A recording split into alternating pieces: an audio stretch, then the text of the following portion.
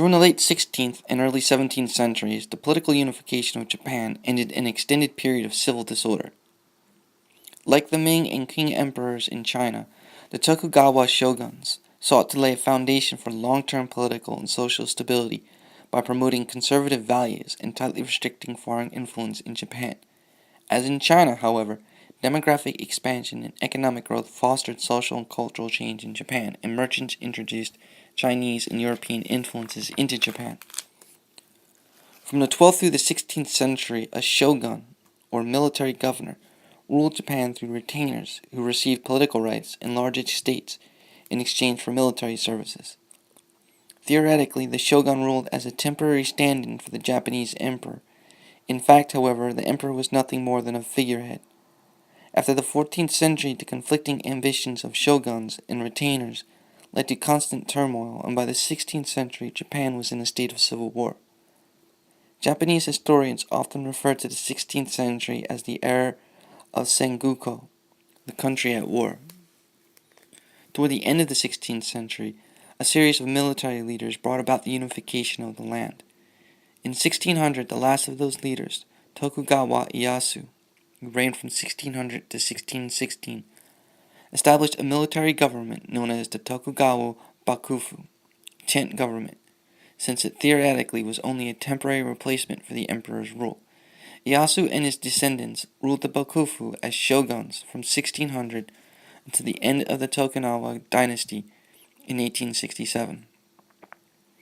The principal aim of the Tokugawa shoguns was to prevent the return of civil war. Consequently, the shoguns needed to control the daimyo, the great names, powerful territorial lords who ruled most of Japan from their vast hereditary landholdings. Each maintained a government, an independent judiciary, and schools, and each circulated their own paper money.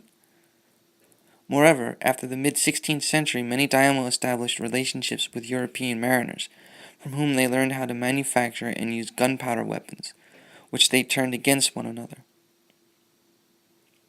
From the castle town of Edo, modern Tokyo, the shogun sought to extend his control over the daimyo through the policy of alternate attendance, which required daimyo to maintain their families at Edo and spend every other year at the Tokugawa court. This policy enabled the shoguns to keep an eye on the daimyo, and encouraged daimyo to spend their money on comfortable lives in Edo, rather than on military forces that could challenge the Bakufu. The shoguns also discouraged the daimyo from visiting one another, and even required daimyo to obtain permission to meet with the emperor.